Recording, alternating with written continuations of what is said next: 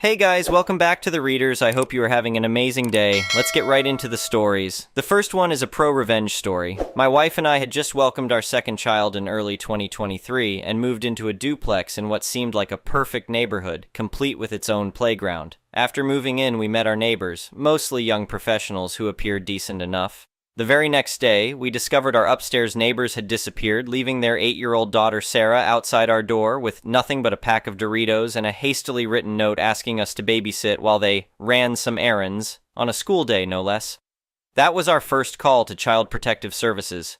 Can you believe this? I asked my wife as we took care of Sarah. Who leaves their kid with complete strangers? Our other neighbors were fantastic. Mike, the elderly gentleman next door, restored vintage motorcycles and would often chat with us over the fence. "Watch out for those folks upstairs," he warned us one afternoon. "Nothing but trouble since day one." Tom, our other neighbor who did carpentry, regularly visited with his grandkids. "Those people up there," he said, shaking his head, "they've got people coming and going at all hours. It's not right." They weren't kidding. The constant parade of sketchy visitors and nightly parties made sleep impossible. It escalated to numerous confrontations, with shouting matches becoming a regular occurrence. "Keep it down up there!" I'd yell at 3 a.m. "Mind your own business," they'd scream back. The landlord was utterly useless. "There's nothing I can do without proof," he'd say every time we complained. Then came my opportunity. One night in January 2024, they pulled up in their red Hyundai Elantra, which was absolutely wrecked, clearly from a hit and run. I immediately called the police. "Officer, I think you might want to check this out," I said, describing the damage. What happened next was beyond my expectations.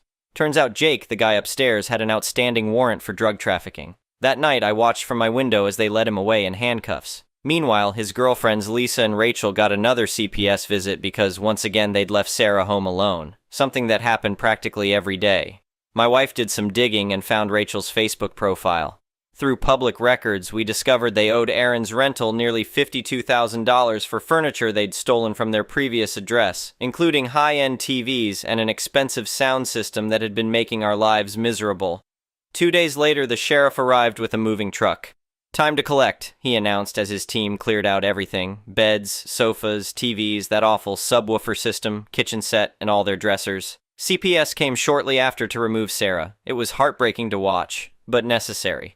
The poor kid was always hungry and wearing the same tattered clothes. We'd been secretly feeding her whenever possible. I couldn't bear seeing a child go hungry. Jake ended up back in jail for drug possession. They found his stash in one of the repossessed dressers. Lisa got arrested for assaulting the sheriff during the furniture removal. But Rachel's story had a positive twist. After losing custody of Sarah, she committed to several rehabilitation programs and turned her life around to regain custody. I ran into her at the grocery store last month. "Thank you," she said, tears in her eyes. "That wake-up call saved my life. Sarah and I are doing great now." The next one is an entitled people's story. My family has owned our vineyard in Northern California since 1962. When my grandfather bought the 40-acre property after immigrating from Italy, I practically grew up among those grapevines, helping my dad tend to them every summer since I was old enough to walk. The vineyard isn't just land to us, it's our heritage, our livelihood, and our home. So when some power-hungry homeowner association tried to claim jurisdiction over our property and foreclose on it, you better believe I wasn't going down without a fight. The trouble started in early 2022 when a letter arrived from Pine Creek Estates Homeowners Association. I almost threw it away thinking it was junk mail since we'd never been part of any homeowner association. But something made me open it. Notice of delinquent assessments and intent to lien amount due, $24,750. I actually laughed out loud when I read it.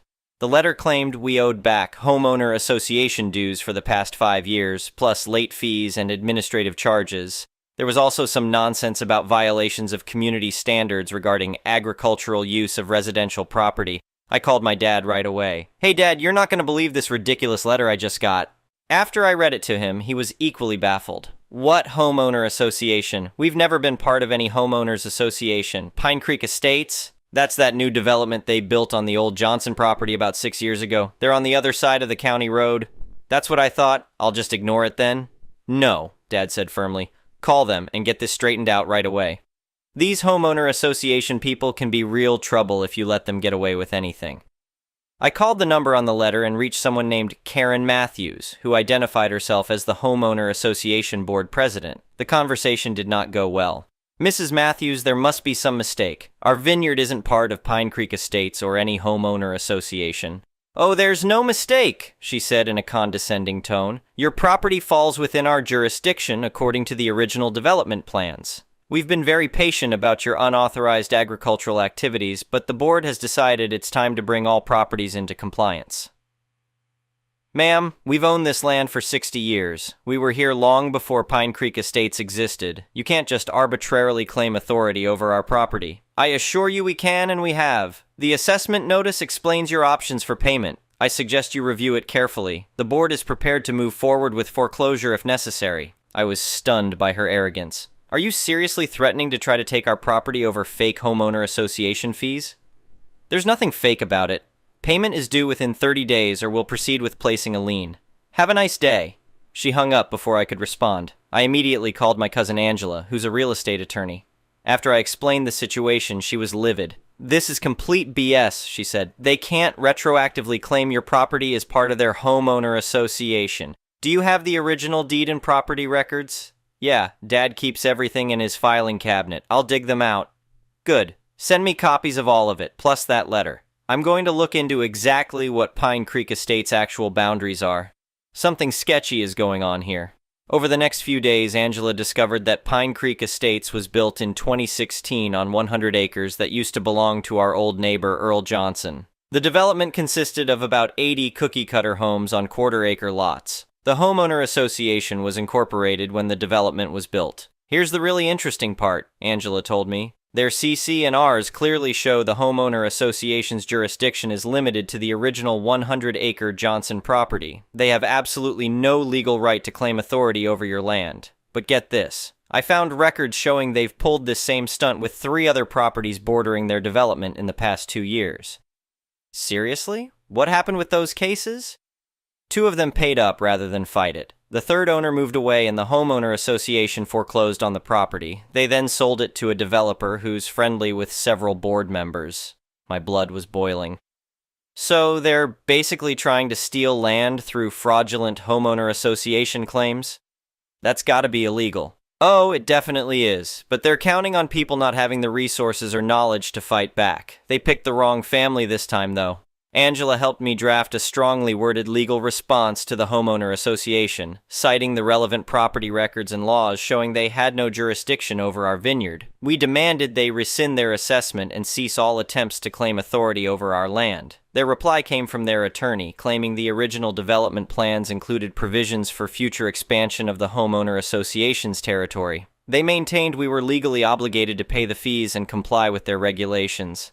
"This is absolutely ridiculous," I told Angela. "They can't just decide to expand their homeowner association onto other people's private property without their consent." "Exactly. And I found something else interesting. Guess who owns that development company that bought the foreclosed property? Karen Matthews' husband. Things escalated quickly after that. The homeowner association filed a lien against our property and initiated foreclosure proceedings. They also started sending people to photograph our vineyard and document supposed violations of their regulations. One day I caught 2 homeowner association board members actually trespassing on our property, measuring the distance between our grapevines and taking pictures. I confronted them immediately. "You are trespassing on private property. Leave now or I'm calling the sheriff."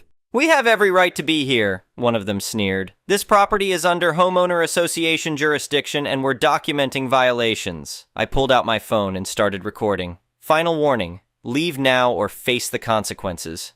They finally left, but not before one of them said, "You people better wise up and fall in line or you'll regret it."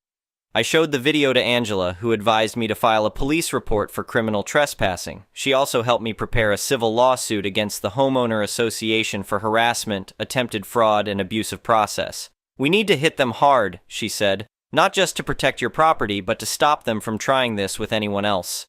The homeowner association's harassment campaign continued while the legal proceedings dragged on. They sent weekly violation notices for everything from excessive agricultural activity to unauthorized commercial operations. They even tried to fine us for the height of our grapevines. Their board members would drive by slowly several times a day, taking pictures and videos. They called county authorities to report bogus zoning violations. They even tried to interfere with our wine distribution by telling local stores our operation was illegal. But we had truth and documentation on our side. Angela built an airtight case showing our property was never part of Pine Creek Estates or its homeowner association. We had clear title and continuous ownership since 1962. The homeowner association had no legal authority to expand beyond its original boundaries. They had engaged in a pattern of fraudulent attempts to seize neighboring properties. Their actions constituted harassment and abusive process. The case finally went to court in January 2023. The homeowner association's attorney tried to argue that their CC&Rs allowed for expansion of their territory, but the judge wasn't buying it. "Counselor," the judge said, "are you seriously arguing that a private homeowner association has the authority to unilaterally claim jurisdiction over neighboring properties without the owner's consent or any legal process? Your Honor, the development plans clearly show." The development plans for Pine Creek Estates have no bearing on properties that were never part of that development. This appears to be a blatant attempt at a land grab through fraudulent means. The homeowner association board members looked increasingly uncomfortable as evidence of their scheme was presented. Angela methodically laid out how they had targeted multiple properties using fraudulent homeowner association claims to try to seize land for development. When Karen Matthews took the stand, she tried to maintain her arrogant attitude, but Angela's cross-examination destroyed her credibility. "Mrs. Matthews, can you explain why the property your homeowner association seized through foreclosure was sold to a development company owned by your husband?" That's just a coincidence. A coincidence that netted you and your husband over $200,000 in profit? I don't see how that's relevant. And isn't it true that you and other board members have financial interests in several other development projects in the area? I decline to answer that. The judge's ruling was devastating for the homeowner association. He invalidated all their claims against our property and ordered them to remove the fraudulent lien immediately. He also awarded us $150,000 in damages for harassment and abusive process, ordered a forensic audit of the homeowner association's finances, referred the matter to the district attorney for potential criminal charges, required all homeowner association board members to resign, appointed a receiver to oversee the homeowner association's operations, but the best part came during his closing remarks. This court is appalled by the brazen attempt to essentially steal private property through fraudulent homeowner association claims. The actions of Pine Creek Estates Homeowner Association and its board members represent a gross abuse of power and a violation of property rights. This stops here.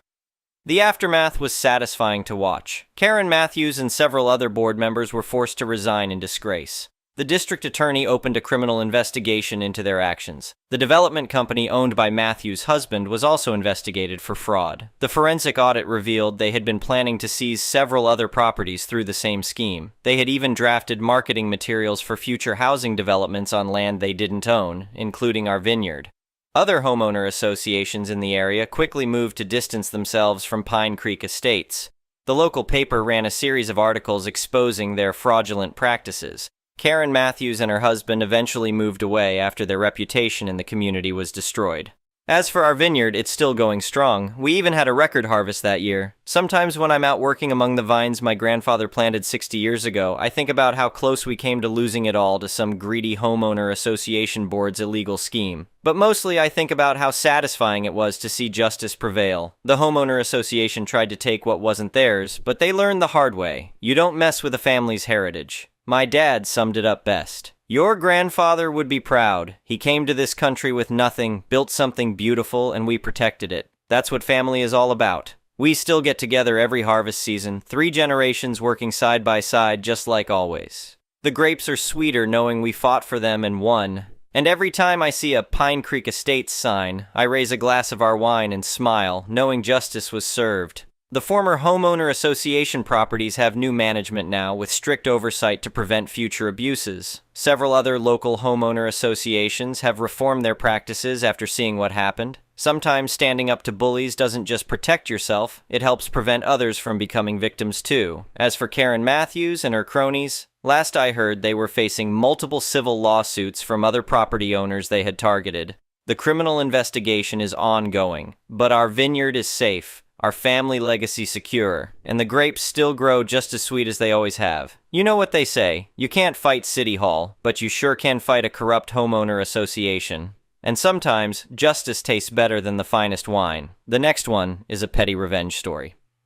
Back in ye olde college days, I was a 20-ish-year-old student in the science department. Lab practicals were huge and a big chunk of our grades. Our professor was kind enough to set up a mock practical with specimens like we'd be tested on and mock questions for practice in another lab. We'd show up at 6 p.m. and a few would be there until 6 a.m. Those of us that didn't really need much studying would help out ones that struggled with the material. The issue was, we were college students. Snack machines in the basement were on the 3rd floor. No biggie. A couple of us who didn't need to study would collect change, hike down, get 10 or 12 or 20 drinks, and hike back up. Put the drinks on the counter, everyone wanders over to grab theirs when they reach a stopping point, and we're short a Dr. Pepper. We had the money, we knew we got everything on our list, no Dr. Pepper. We made a second run a few hours later, again, mystery Dr. Pepper missing. Oh, screw that. Third and final run a few hours later. I paid for an extra Dr. Pepper, and we stopped by the 2nd floor labs. They had a vortexer, a little countertop machine that you put test tubes on and it shakes them around and mixes them fast. We put the bottom of the Dr. Pepper on that thing and watched it go voom. Bottom of the can was nearly bubbled out at that point. That's a really shaken up can with extra shaken. Brought them upstairs, handed out the Dr. Peppers specifically and sneakily to the people that got them, leaving bait pepper out. Freshman girl picks it up from the drinks, walks off, opens it. It was lovely.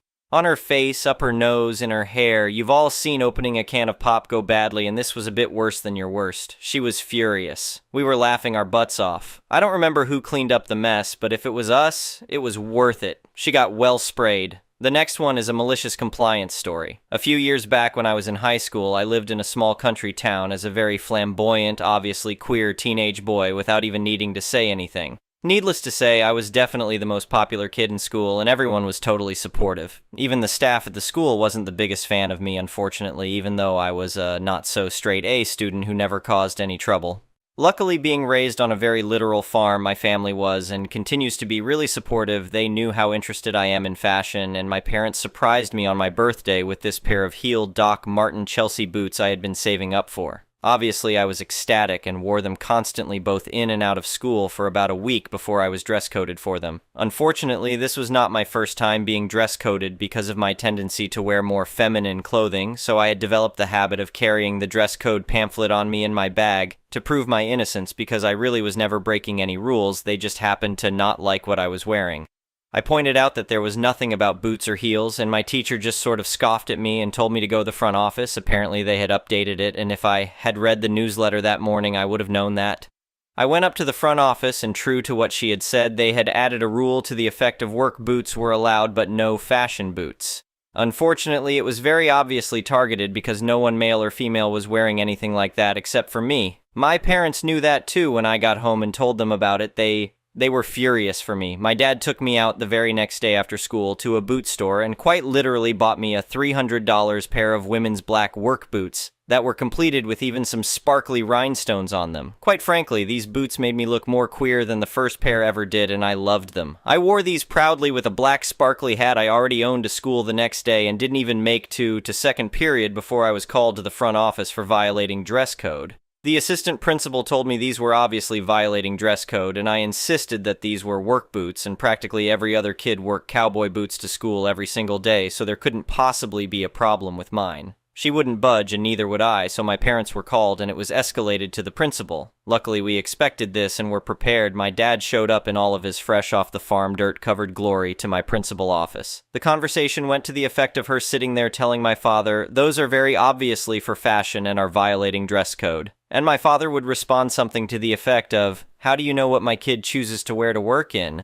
Since when is wearing boots breaking dress code? Look at everyone else." And this went back and forth for quite frankly an embarrassing amount of the time, but by the end, I was allowed to wear my boots. Much to the annoyance of my old high school staff, I wore those damn black sparkly boots practically every day for the rest of my high school experience, and then 3 years later, when I was long gone in college, my little sister, an open and proud lesbian by the way, entered high school. We just happened to have the same shoe size, and I didn't mind loaning her the boots. She is a junior now, and continuing my legacy of terrorizing the homophobic teachers and staff by wearing those same shoes to school, which held up amazing by the way, to this day. The next one is an entitled people story. I used to think some entitled passenger stories were maybe a bit dramatized, but I witnessed my first full-on entitled passenger recently. I was on a domestic short-haul flight. It's only about 90 minutes. There are 2 rows in the middle with extra legroom because they are the emergency exit rows, and these seats have a surcharge because of it. The flight itself was about 180 pounds, and the surcharge for the legroom seats was an extra 49.99 pounds. I booked the standard row just behind, and the legroom seats were occupied by 3 middle-aged women about my age. This was 7:30 a.m., and they were whooping and screeching like drunks on a hen night. Then a couple of men turned up, looked a bit puzzled, and then very politely said they thought the ladies were in the wrong seats. "Oh no," they screeched. "It's the first day of our holiday and we just wanted to enjoy ourselves." "Yes, but you're in our seats, so please can you move?" It turned out that only the one in the middle seat had booked the legroom seat, and her friends had taken the other 2 instead of their cheaper ones. Middle seat screecher tried, "I'd be lonely without my friends here. We want to sit together and it's only a short flight. You'll be fine in our seats instead." Neither man backed down, and eventually the steward intervened and made the 2 friends move to their correct seats. So then the safety announcement came on, and on inspection, the middle seat screecher was told all her bags had to go into the overhead locker. It was a condition of sitting in the emergency exit row. She then started idioting about that. "That's an expensive bag. Someone will try and steal it. I need it here. I have things I might need during the flight." Senior attendant then came and told her very firmly that she either stowed her bag or she had to move to a standard seat, and as the plane was full, that meant disembarkation. So she finally stowed it.